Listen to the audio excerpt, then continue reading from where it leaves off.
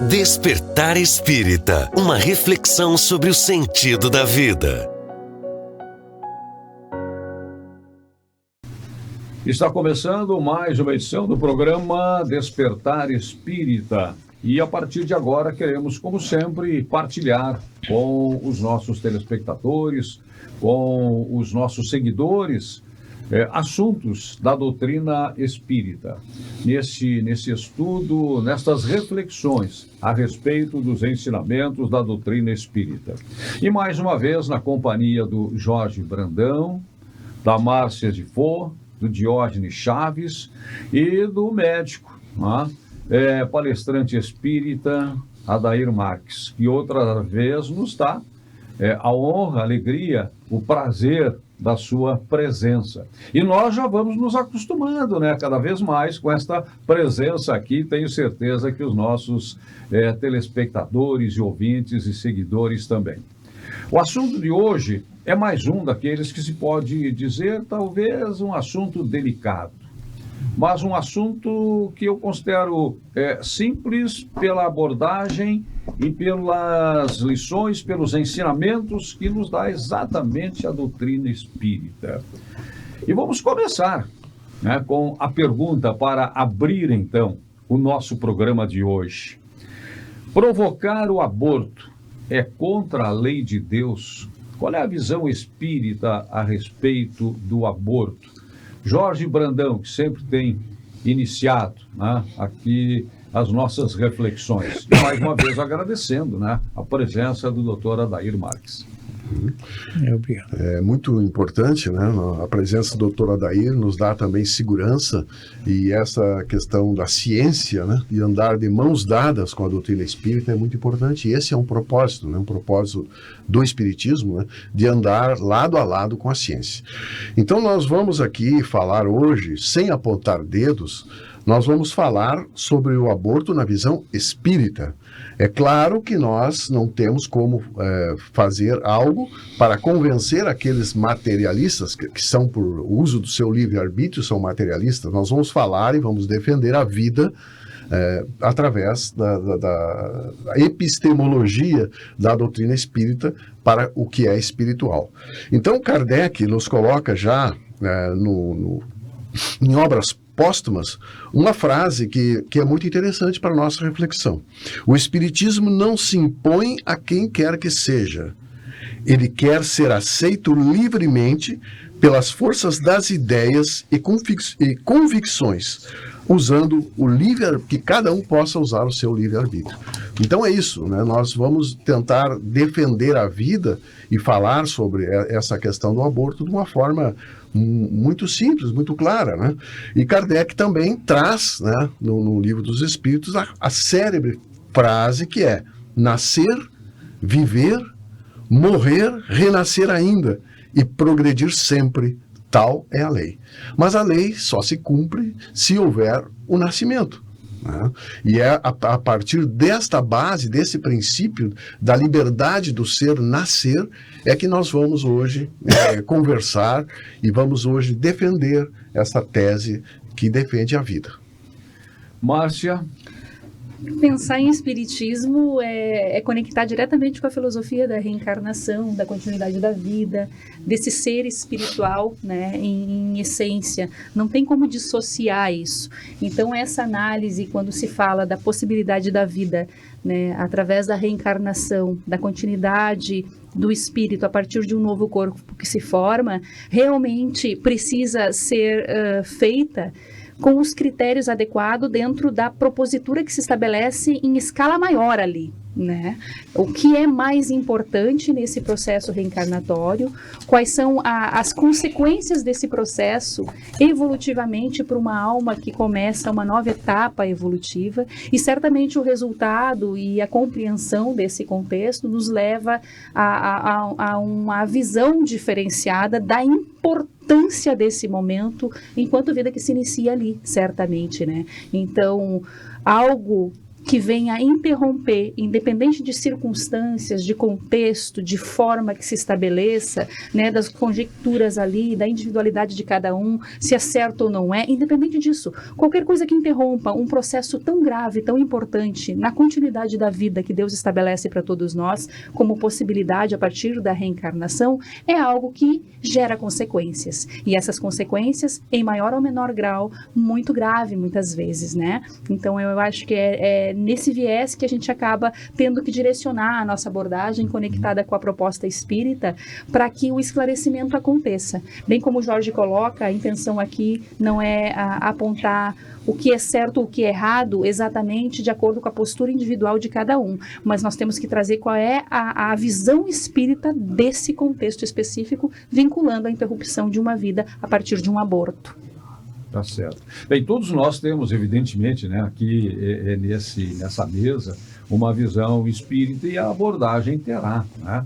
É como embasamento a visão espírita de cada um, mas também carregamos as nossas experiências e as nossas vivências em outros campos das relações humanas, né?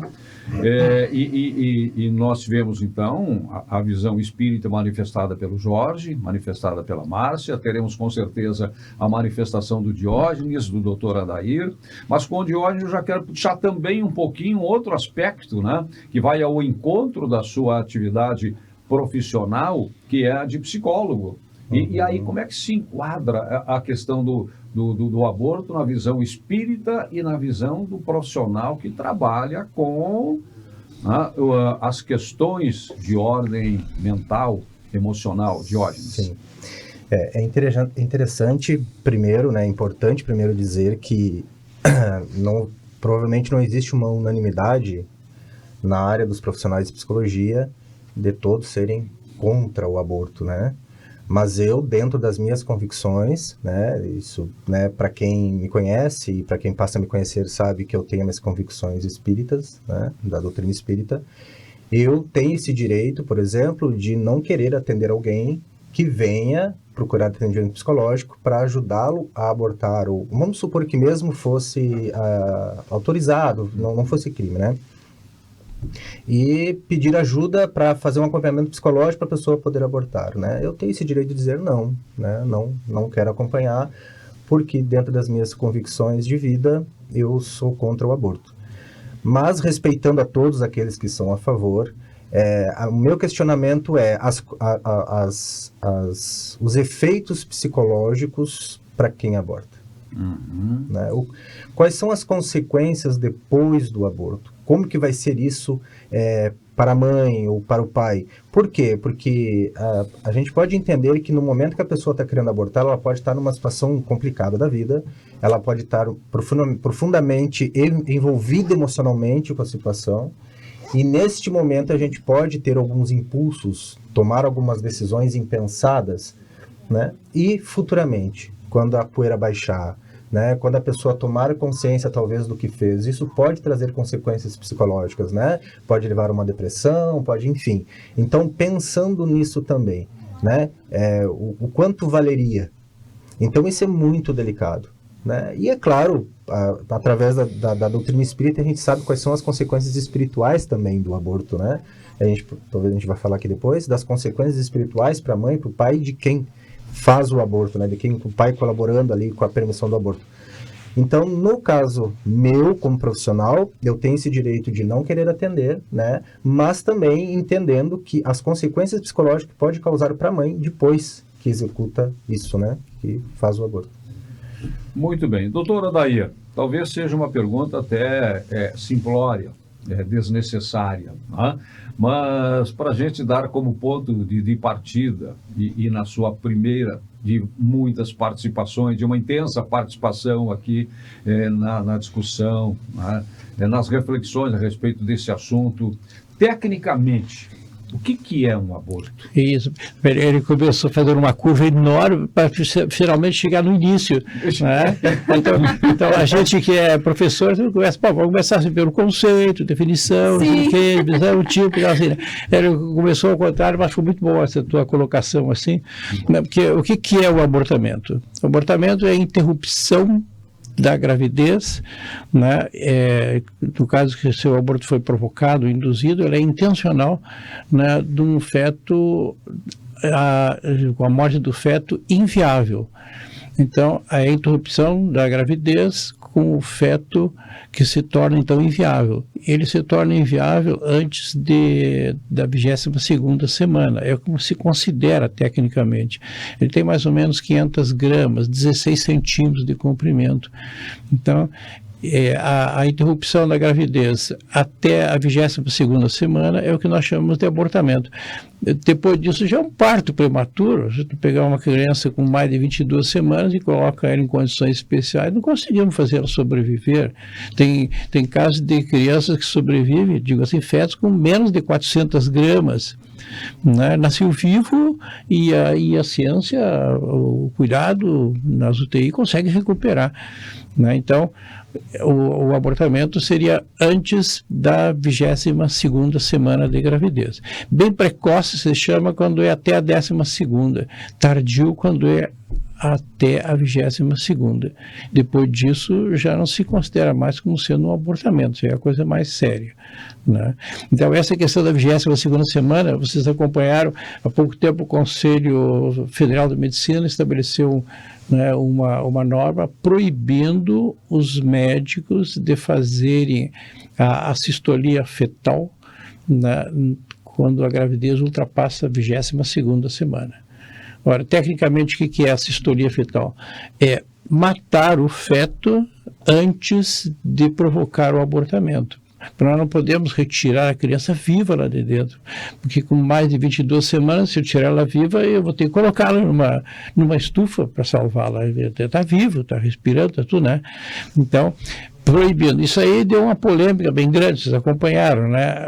Os que são defensores do abortamento acham que isso foi uma limitação, né, do direito de abortar em casos especiais, como o estupro, por exemplo, né, que a lei permite ou justifica o abortamento.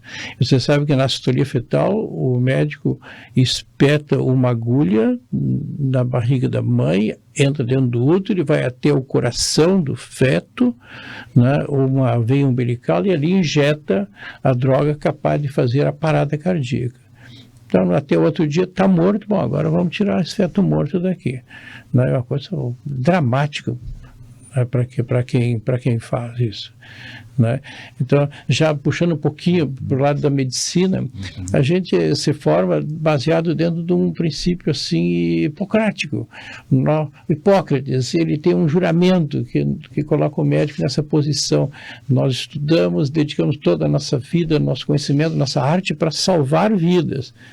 Então, o médico que se preocupa em matar embriões, ele não está cumprindo fielmente aquilo que ele se propôs no juramento que a gente faz, aquele de Hipócrates. Né? Bom, eu deixei o doutor Adair para o final desta primeira rodada, né, temendo que ele pudesse esgotar o assunto, né, a partir da conceituação técnica. Mas quero retomar com o doutor Adair, e a partir de uma das questões do Livro dos Espíritos. Né? Na doutrina espírita, questão 880 do Livro dos Espíritos, né? Quando Kardec pergunta: qual o primeiro dos direitos naturais do homem? E a resposta: o de viver. E quando é que começa a vida? Bom, sabe, eu fui professor de biologia muito tempo na minha vida, 20 anos fui professor de biologia, então a biologia é um campo que eu gosto muito. E foi até meu professor nos tempos do Master. Exatamente. Olha.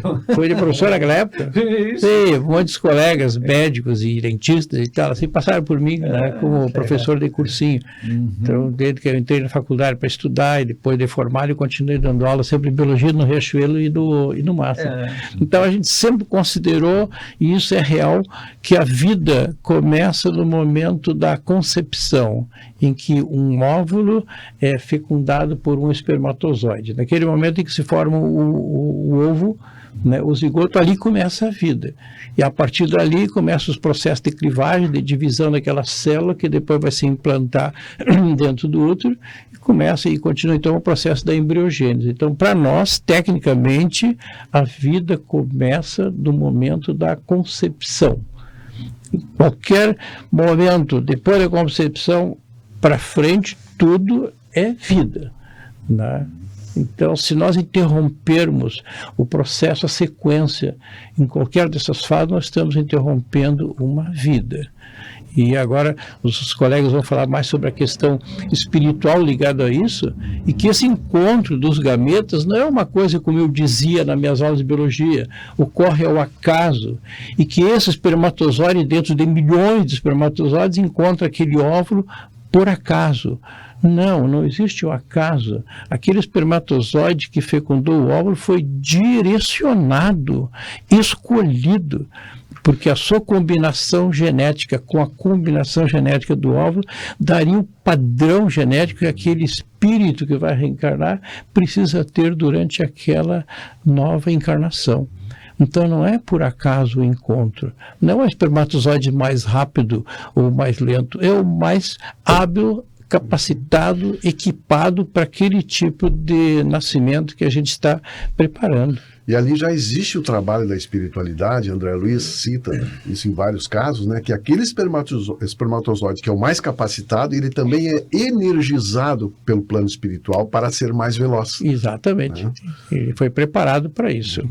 Jerome Lee-Rumi, que é considerado um dos pais da genética também, né, após a Constituição de 88, quando ele veio ao Brasil, ele chegou a comentar que esse primeiro contato do óvulo com o espermatozoide na formação de uma primeira célula poderia ser dado ali, aquela célula que se origina, uma carteira de identidade internacional, dada a qualidade do que se forma ali já. A partir da formação daquela primeira célula, aquela formação já imprescinde da atuação da mãe diretamente, para que se torne uma vida adulta. Ela só precisa da nutrição da mãe. O resto ela faz totalmente sozinha, em sua individualidade, em sua potencialidade, todas as diferenças que se estabelecem ali, a constituição daquele órgão, zigoto, fantástico. A partir daquele primeiro contato ali inicial, ele já explode por si só na possibilidade de vida, né, precisando apenas realmente desse acolhimento materno para a nutrição necessária ali naquele instante. Né? Eu gostaria de, até quando o Vicente colocou a pergunta 880, qual é o primeiro de todos os direitos naturais do homem, eu gostaria de colocar a resposta aqui. Bem, como ele disse, é bem longa. Né? Resumidamente, o primeiro de todos os direitos naturais do homem é o de viver. Por isso, ninguém tem o direito de atentar contra a vida do ser humano ou fazer qualquer coisa que possa comprometer a sua existência corpórea. Porque essa ideia do pai, da mãe, que o filho é o filho que eles estão, vamos dizer assim, produzindo, eles estão produzindo um corpo, né? Mas o espírito que vem é único, né? E ele está tendo aquela oportunidade, né, se o pai e a mãe permitir, de ter uma experiência reencarnatória, e esse espírito tem sempre vínculos fortes com o pai e a mãe. Então essa ideia de eu vou defender o meu corpo, o direito, mas o espírito, né, se não for permitido a sua vida, havendo essa interrupção, claro que haverá danos graves, né? Então a gente falou na pergunta, essa aí tem a outra pergunta que é a 358, que também remete ao mesmo tema, onde Kardec pergunta se é crime, não é, provocar a morte ou o abortamento. E a resposta é claríssima e simples. Sim, será crime toda vez que nós formos contra as leis de Deus. Né? Em qualquer época da concepção. Em qualquer época. Na questão do direito, vamos lá para o Vicente agora. Vicente, o que nós podemos dizer, por exemplo, né? Toda vez que eu atento, quando que eu posso atentar à vida do outro? Apenas quando o outro está atentando contra a minha. Legítima defesa. Então, quando eu tenho o direito de preservar a minha vida, né? E o dever também, por uma questão de gratidão. Né? Foi me dada essa oportunidade, então eu tenho o dever de me proteger nesse sentido. Então, eu sempre gosto de resumir nisso. Eu jamais posso atentar à vida de alguém se este alguém não está atentando a minha. Então essa criança ali no útero, ela não está atentando a vida da mãe ou de quem quer que seja, a não ser, né, que tem ali no livro dos espíritos, quando a mãe corre risco de morte. Então, neste caso, assim como a criança, assim como a mãe não tem o direito de atentar contra a vida da criança, a criança também não tem esse direito. Vale para os dois. Então, salve-se a vida, né, de quem já existe. Isso é um excludente de ilicitude, né? Na questão 359, que é o único caso que a doutrina espírita coloca, o espiritismo coloca como exceção, porque aquela vida, né, a resposta é preferível sacrificar o ser que não existe ainda do que aquele que já existe. Né? Ou seja, ele não existe no mundo terreno, então, mas aquele que está no mundo terreno encarnado, ele vai ter a preferência para manter a sua vida. Né? Aliás, eu gostaria de colocar que até todos... porque poderá futuramente, também destaca isso, né, a própria doutrina e a resposta nesta questão, ter oportunidade de gerar um novo nascimento, né, e quem sabe nesse novo nascimento a reencarnação, né, do espírito que teve a sua primeira possibilidade de voltar a este mundo interrompida. Sim. Né, por esta razão da defesa da mãe, do ponto de vista material. Essa condição prevista em lei, né? Quando houver risco iminente para a vida da mãe, então seria autorizado a retirada, a morte do feto. Isso que antigamente era mais frequente, hoje vocês têm que entender que cada vez mais raro. Mas com o avanço da medicina, é muito difícil chegar a um ponto em que não, tem que tirar de uma vez, senão a mãe vai morrer. Está ficando cada vez mais raro essa hipótese de que tenha que retirar o feto, matá-lo para evitar um risco maior para a mãe. Então, hoje se consegue levar até o momento em que ele se torne viável e aí faz um parto prematuro, uma cesárea, sei lá, e tira a criança antes que ocorra o sacrifício e a morte da mãe. Né? Então, justamente pelo avanço da medicina, é que hoje a principal tese em defesa do aborto justamente é a questão do direito da mulher, né? E aí entra realmente... Mas aí já não é mais uma questão da medicina. O direito da mulher já não é uma questão médica, é uma questão dela, do direito dela. Não, o corpo é meu, diz ela, eu faço o que eu quero. E foi como ele falou, na verdade, o corpo não é da mãe, mas no momento que o embrião está lá dentro, o feto está lá dentro, é um outro ser completamente diferente, uma outra genética, uma identidade já, como o outro dizia, né, no momento que houve a fusão dos gametas. E aqui tem um aspecto bioquímico bem interessante, você já deve ter lido sobre isso. É tão verdade que o feto não faz parte da mãe, que é um outro ser completamente independente, que para sobreviver dentro da mãe e permitir a sua aceitação durante aquele período, o feto produz uma enzima, até anotei aqui, a enzima se chama IDO, indoliamina 2,3-dioxigenase. Essa enzima interfere no triptofano, diminuindo a produção do triptofano, e esse triptofano ativa a produção das células defensivas, linfócitos T da mãe, que provocam a eliminação de qualquer elemento estranho que a gente tem no organismo. Então, os linfócitos T são células defensivas, que todo mundo tem, as mães têm. Se ele não fizesse isso, ele acabaria sendo eliminado por ela. Sendo confundido com o corpo estranho. Com o corpo estranho. Então, para não ser confundido, ele produz esse IDA, que diminui a produção de linfócitos T da mãe, que ela então aceita, tolera aquele corpo estranho, né, enquanto... Passa despercebido. Isso, passa despercebido.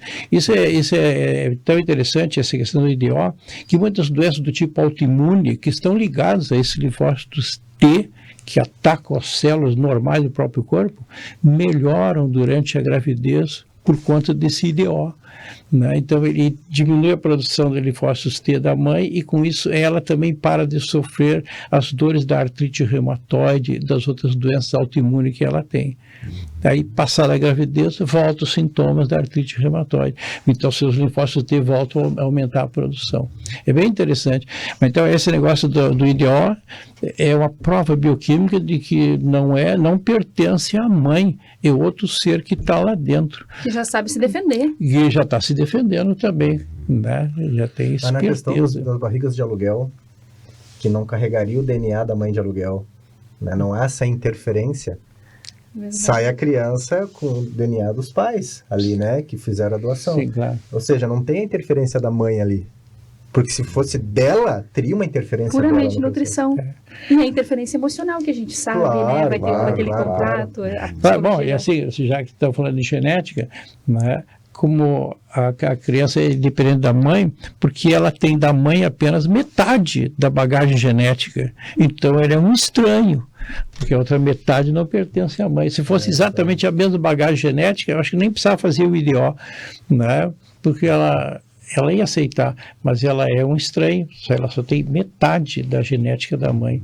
A outra genética é estranha, é diferente, por isso... Aliás, é importante lembrar que todos aqueles que são a favor do aborto já nasceram, né? Uhum. Então, é fácil, às vezes, tu ser a favor do aborto quando tu já teve a oportunidade de estar aqui, né? Já está com a oportunidade. É de perguntar para essas pessoas, e se tua mãe tivesse te abortado, né, será que tu não te sentiria prejudicada? Né, por ter privado a oportunidade, né, Bisonha, de estar agora aqui nesse mundo fazendo a defesa das tuas teses, né? Imagina como é interessante isso, né? Que as pessoas defendem, mas já estão vivas, né? Que um dia alguém defendeu ela também, não permitiu que ela morresse antes de reencarnar. E nessa questão do direito da mãe também, né, é importante lembrar, nós, à luz da doutrina espírita, fica fácil lembrar disso, que nós somos usufrutuários desse corpo, né? A mulher é dona do corpo usufrutuariamente, ela está ali na posse de uso para uma finalidade, mas ela não é dona do embrião, né, que se forma ali, como já foi colocado. Então, a gente está temporariamente utilizando de uma bagagem corporal para um processo evolutivo, né? Por isso somos co-criadores e não criadores, né? Quem cria é Deus, né? Uhum. Então a gente faz esse trabalho de co-criação, né? É verdade. Eu quero deixar uma questão aqui, já estamos chegando no final da primeira parte, né? Antes do nosso intervalo, e para a retomada do programa, que vem da questão 357. Nós falamos aqui em algumas questões, tá? Do Livro dos Espíritos, como de outras obras também. O Jorge iniciou com obras póstumas, né, de Allan Kardec. E aí falamos sobre a 880, a 358, a 359. E a questão 357, que eu quero deixar aqui para retomar essa nossa reflexão a partir dela. Na questão 357, quando Kardec pergunta quais são, para o espírito, as consequências do aborto. Quais são, para o espírito, as consequências do aborto? O Despertar Espírita faz um intervalo que é bem rápido e já voltamos. Despertar Espírita, uma reflexão sobre o sentido da vida.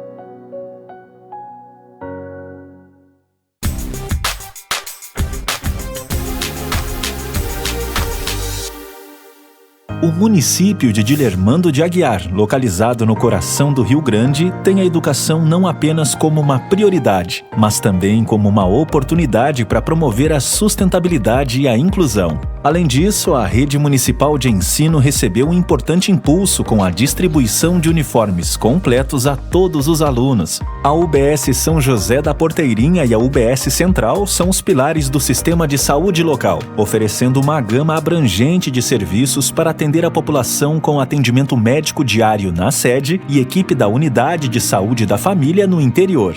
Uma das principais ações para os agricultores do município é o Programa de Incentivo para o Agricultor Familiar, que oferece suporte técnico para os pequenos agricultores locais. Diante da necessidade crescente de estreitar laços com a sociedade, o CRAS desenvolve o Circuito Criativo. Dança e brincadeiras tornam-se elementos essenciais, proporcionando não apenas diversão, mas também estimulando a saúde física e mental dos participantes. Dilermando de Aguiar, Cidade Luz, Porteira do Pampa, tem em sua gente o seu maior legado de trabalho e desenvolvimento social.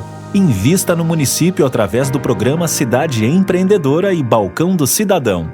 Cuidar da cidade é cuidar das pessoas.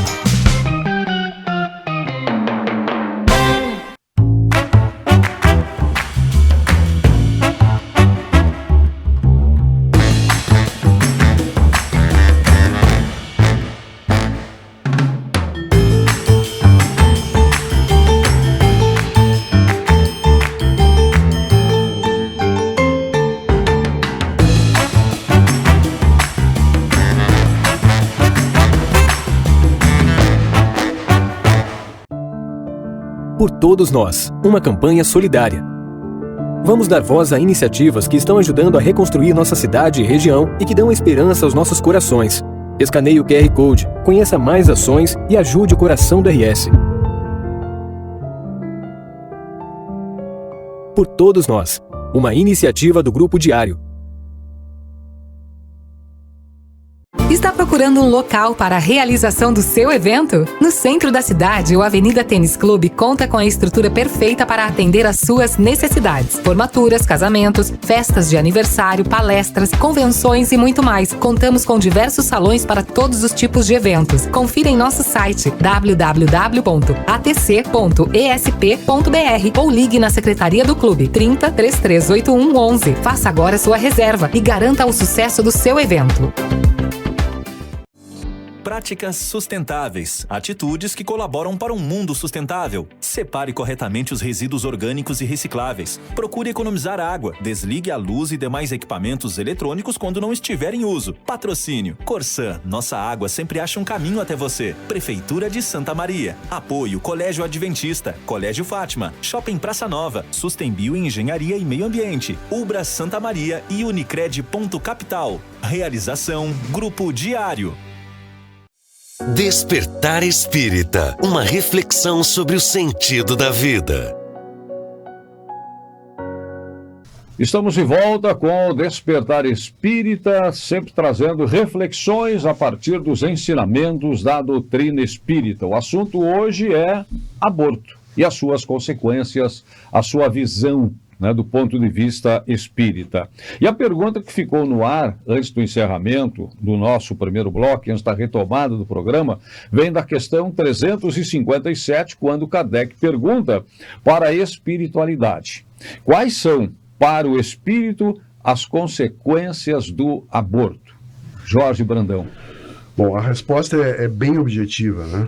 Uma existência nula e a recomeçar.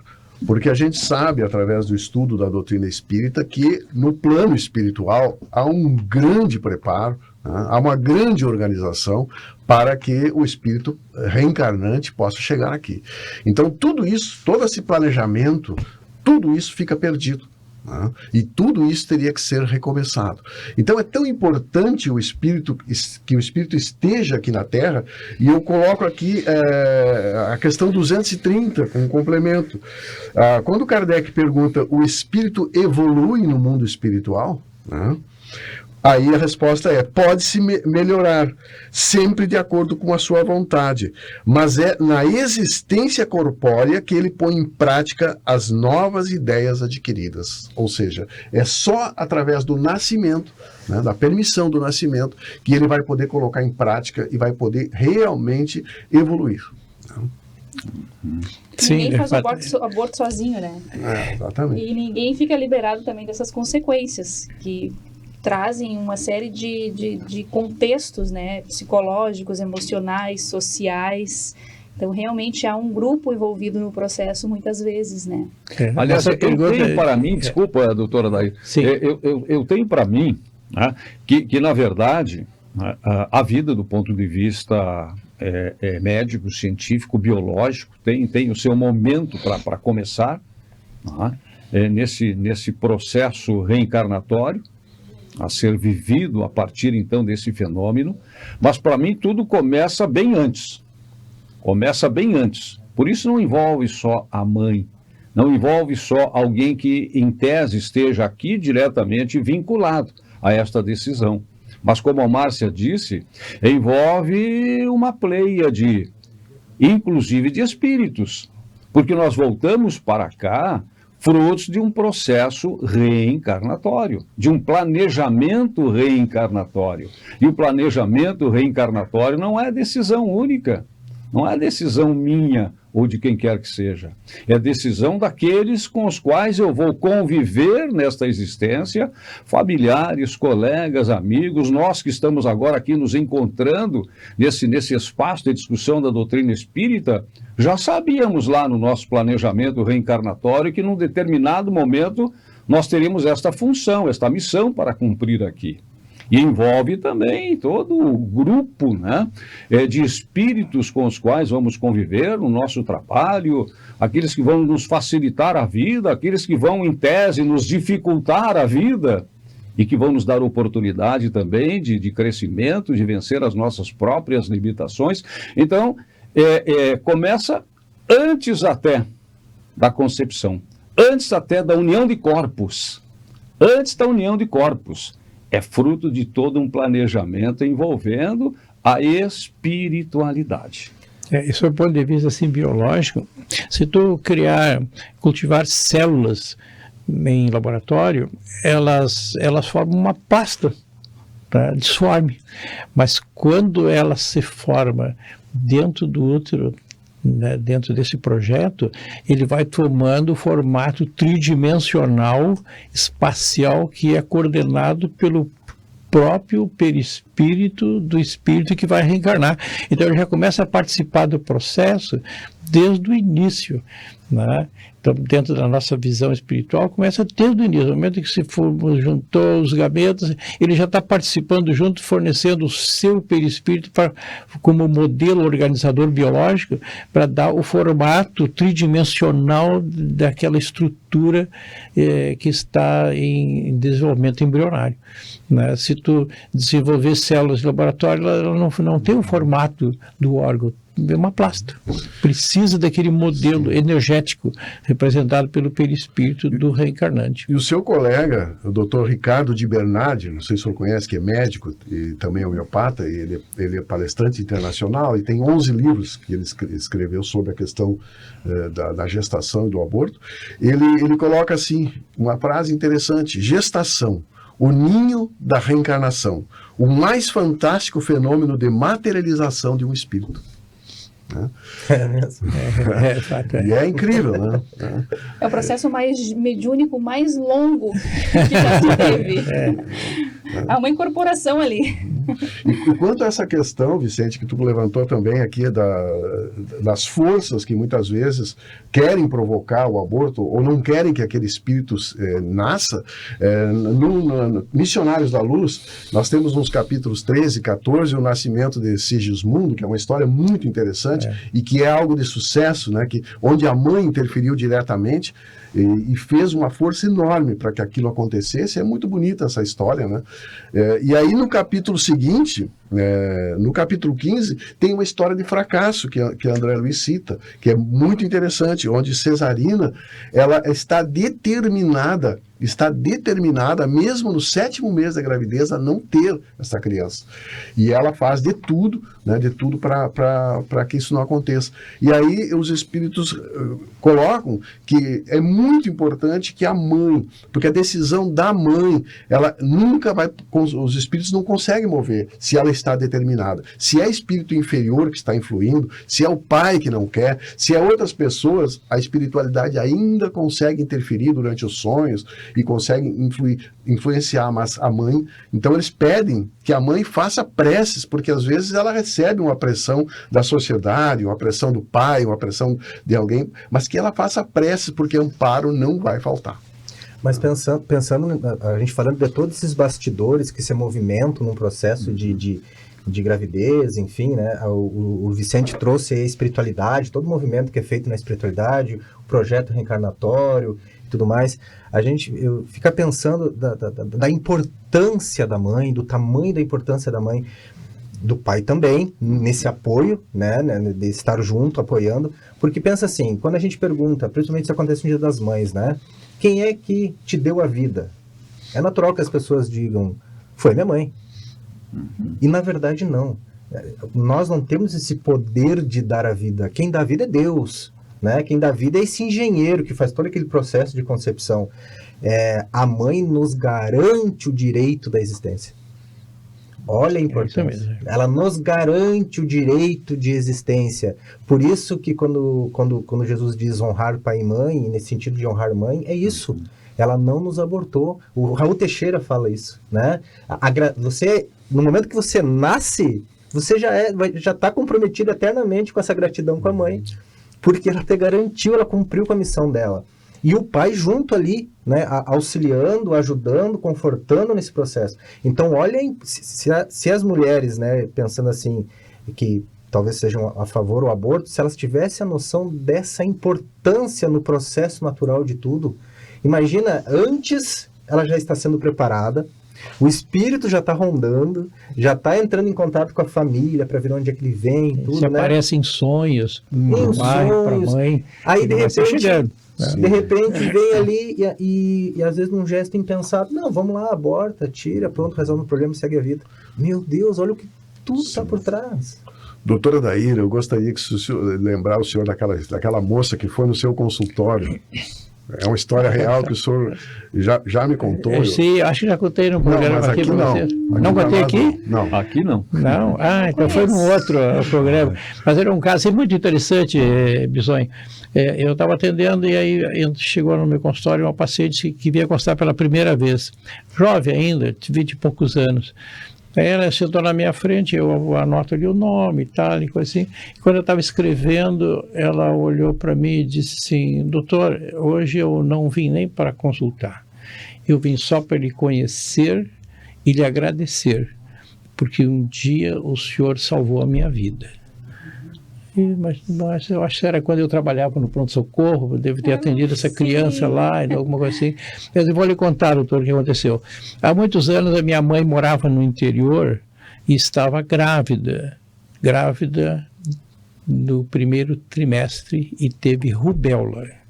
Você sabe que a rubéola, no primeiro trimestre da gravidez, pode provocar malformações na visão, na audição, músculo cardíaco, um monte de coisa na criança. E aí os médicos lá na cidade dela recomendaram que ela fizesse o abortamento, chama de terapêutica, na verdade não é terapêutica, não é tratamento nenhum, para evitar que nascesse uma criança deformada, doente. E aí ela ficou muito preocupada com isso, angustiada. Aí uma vizinha, amiga dela, recomendou que ela viesse a Santa Maria consultar com o senhor. E ela veio. E aí o senhor ouviu essa história e disse para ela que a gente não pode ter certeza que aquela criança nasceria doente, né? E que mesmo que ela nascesse doente, né, porque aquele espírito que ia ocupar aquele corpo deformado precisava passar por aquela experiência. Não só aquele espírito, mas também ela, o marido, a família, todo mundo, né? Então nós não tínhamos o direito de matar essa criança pela possibilidade de ela nascer doente. E mesmo se nascesse doente, dentro da nossa visão espiritual, não seria legal tirar a chance daquele espírito nascer, né?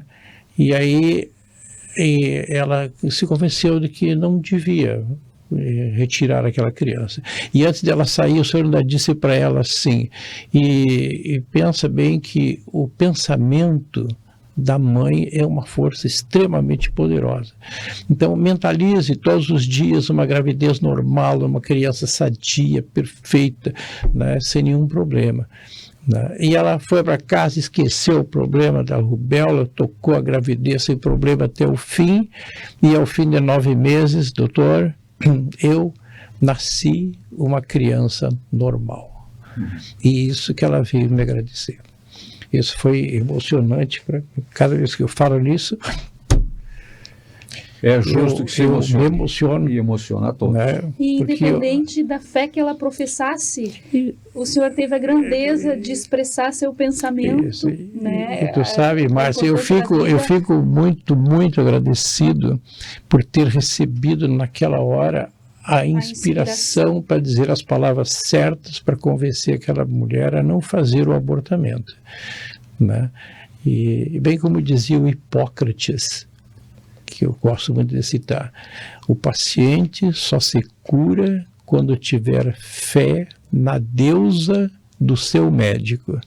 Hipócrates acreditava que cada médico tem do seu lado uma deusa que o inspira na hora das grandes decisões. Acho que ele não estava completamente errado. Na verdade, normalmente nós temos um mentor, um guia, um anjo da guarda, que nos assopra de vez em quando umas ideias corretas na nossa cabeça.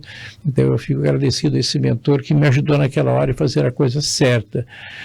Pode ser que a criança nascesse doente, mas mesmo assim eu ainda teria cumprido o meu papel de orientador dentro daquilo que eu entendo ser o correto, né? Mesmo que nascesse deformado, né?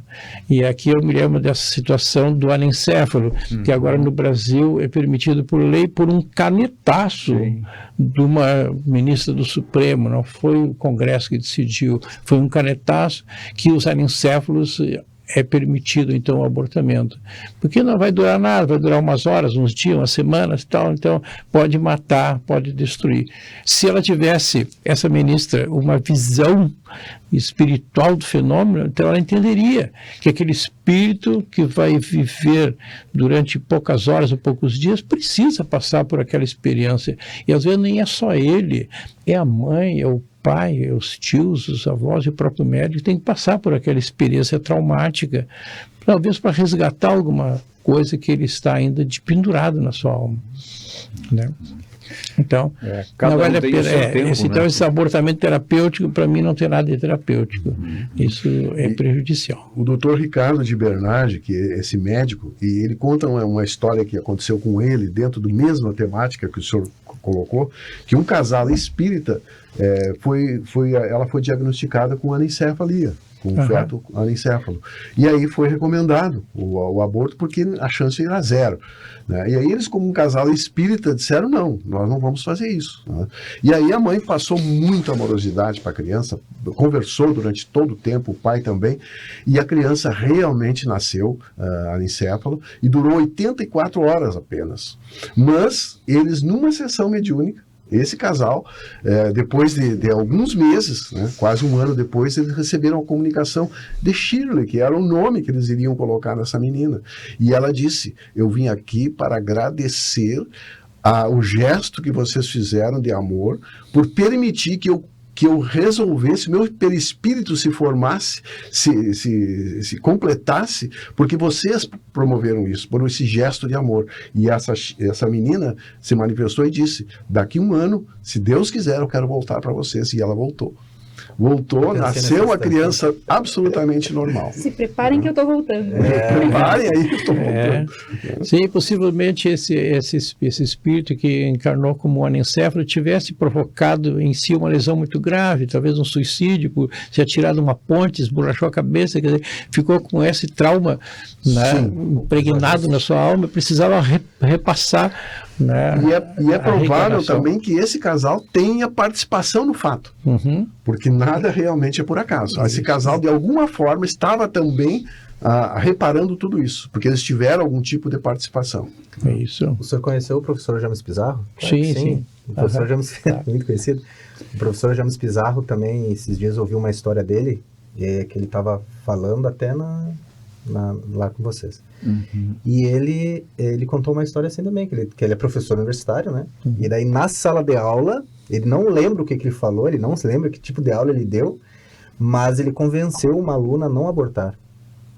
E anos depois, acho que uns 3 anos depois, essa mãe foi lá no apartamento dele levar a criança para ele conhecer. E daí ela chegou lá e disse, olha, foi numa aula sua de biologia que eu me convenci que eu não deveria abortar. E eu trago aqui essa criança, meu filho, para você conhecer. E daí pegou a certidão de nascimento, estava o nome dele na criança. Olha! Nossa, olha, meu Deus, né? É para ver a importância que tem os comunicadores, os professores, oradores. Formadores de opinião. Mas assim, meio vão passando, mas aquilo entra na cabeça da pessoa, exatamente isso que eu precisava ouvir, e mudou o rumo da coisa. E ainda que não se tenha condições de ficar com a criança, né, de talvez estabelecer um vínculo com ela depois, né? Hoje não se tem essa obrigatoriedade de ficar, né? Tem tantos pais que não têm filhos, que querem filhos, né? Tem tantas possibilidades de encaminhamento dessa criança. Então, gere a vida, permita que esse espírito tenha essa oportunidade, né? Sim. E passe alguém. E nós aqui, esse é o nosso papel, esse é o papel do espiritismo, da doutrina espírita, é trazer esclarecimento, trazer conhecimento, porque nós, ou qualquer um que esteja agora conosco assistindo, vai ter durante a vida provavelmente uma oportunidade de influenciar. É isso. De pedir, olha, repensa, vamos analisar, né?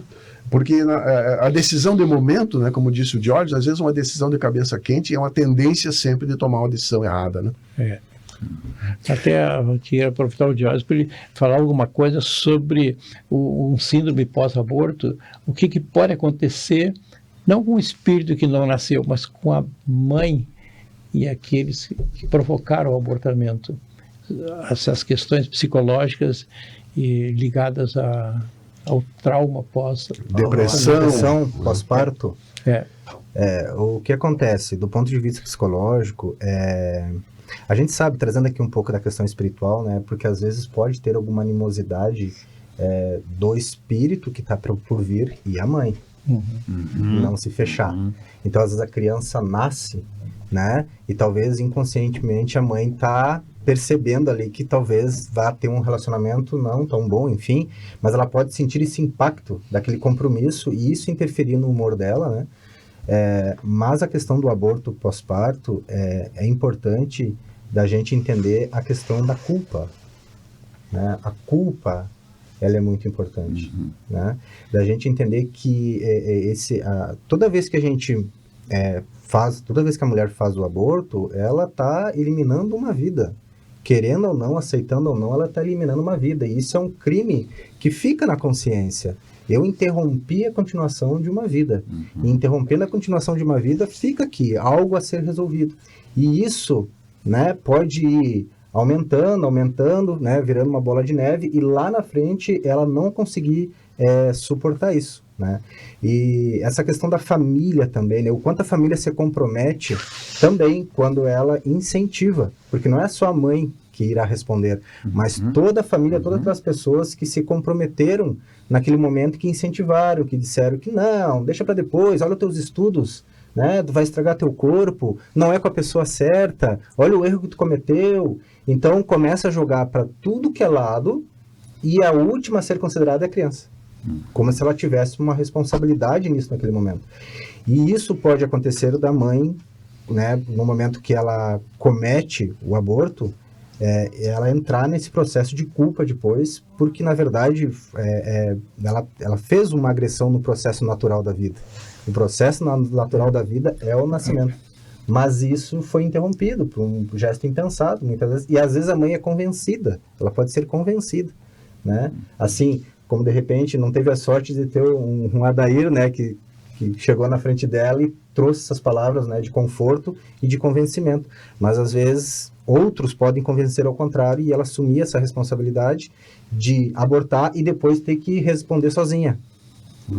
A dor vai ser dela. A dor vai ser dela, ela vai responder sozinha isso, né?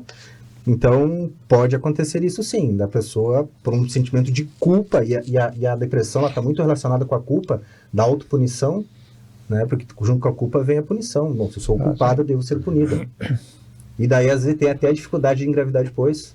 Exatamente. Aí tem um aspecto interessante. Richard Simonetti, na obra Quem Tem Medo da Morte? Quem tem medo da morte, ele diz isso. Que um ato de abortagem, né, um aborto, traz consequências funestas para a mulher, provocando-lhe graves desajustes perispirituais. E a refletirem-se no corpo físico, na existência atual ou futura, na forma de doenças as mais variadas. Ele elenca aqui uma série de doenças que depois podem ocorrer por conta disso. Da última vez que eu estive aqui, nós falamos sobre a questão dos campos de energia e tal, enquanto a mente interfere nisso. Então, na situação de aborto, há geralmente uma interferência energética nos centros energéticos cardíaco e os genésicos, que é o primeiro e segundo chakra. Então, se não nesta própria existência, mas na próxima, ele vai nascer com graves problemas energéticos nessas duas áreas, que pode levar a doenças mais variadas, como o Simonetti disse. Então, na área genésica lá, então, incapacidade de engravidar, problemas uterinos, né, problemas ovarianos, um monte de problemas ligados aos desequilíbrios energéticos que foram criados por conta dessa influência perispiritual do erro, vamos dizer assim, cometido. Sim. Até eu trouxe uma informação aqui que eu pesquisei sobre da Organização Mundial de Saúde, agora de 2023, onde ela informa que 40 mil, em média, 40 mil mulheres morrem por ano no mundo em consequência do aborto, principalmente adolescentes e jovens. Olha só. Né? Então, o risco é um risco alto, né? No caso do aborto. Né?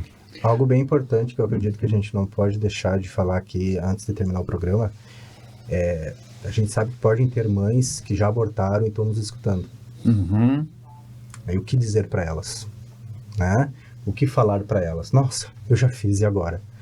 É sempre importante a gente entender que Deus, Ele nunca vai nos abandonar, Ele nunca vai nos apontar o dedo, nos julgar, né? E a gente sempre tem a possibilidade de mostrar um melhoramento moral e isso ser abonado. Deus nos perdoa, né, se a gente provar um melhoramento moral. Então, para aquelas mães que abortaram, é claro que ela não pode voltar lá no passado e consertar aquilo, né, mas a gente pode pegar aquele pensamento do Chico de construir um novo fim, né, quando ela pode, por exemplo, criar algum projeto, fazer parte de um projeto para ajudar mães a não abortar, quando ela pode adotar uma criança, tem tantas coisas que ela pode fazer, né, para poder mostrar para si mesmo e até para aliviar esse sentimento de que talvez tenha sido um ato impensado e somente agora eu tenho consciência disso, mas o conserto que a gente fala é isso, é trabalhar no bem. Sempre que a gente trabalha no bem, sempre que a gente aposta no amor, a gente consegue, né, ajustar as coisas.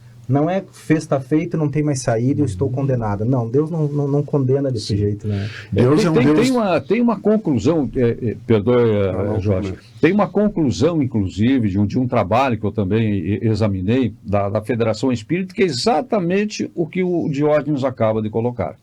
E em texto diz o seguinte, diante da gravidade da prática do aborto e consideradas as consequências para quem o pratica e para quem o sofre, a doutrina espírita consoladora que nos fala da misericórdia divina e propõe como forma de recuperação e reajuste o trabalho no bem, a prática da caridade e a dedicação ao próximo necessitado, que são capazes de edificar a vida em todas as suas dimensões, porque, como nos ensinou Jesus, o amor de Deus não condena, antes ampara e reconforta, oportunizando o recomeçar.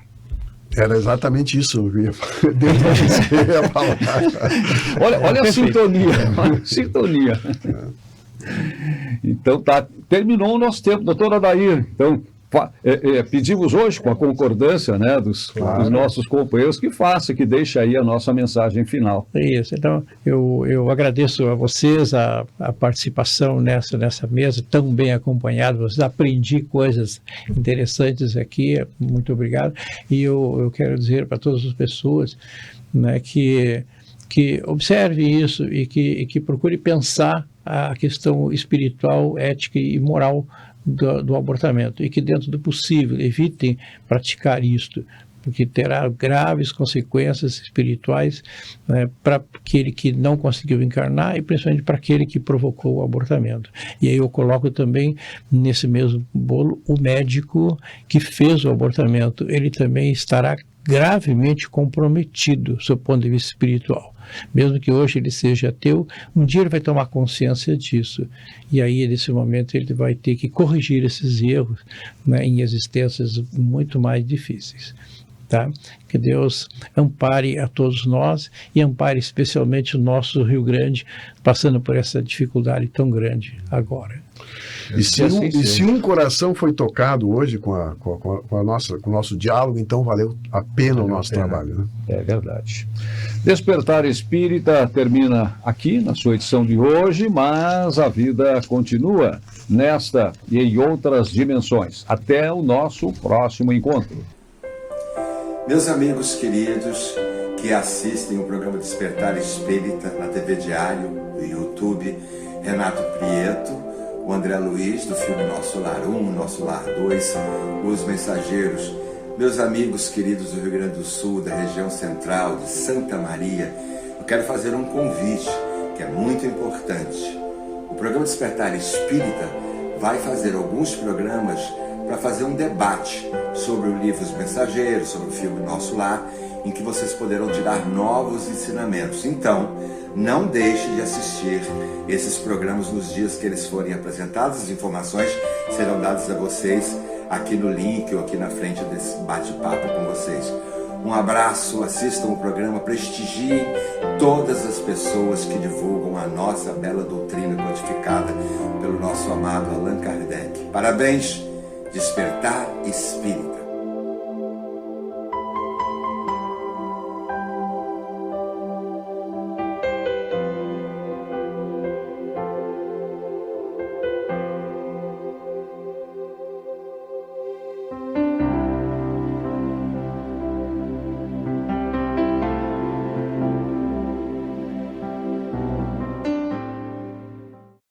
Despertar Espírita, uma reflexão sobre o sentido da vida.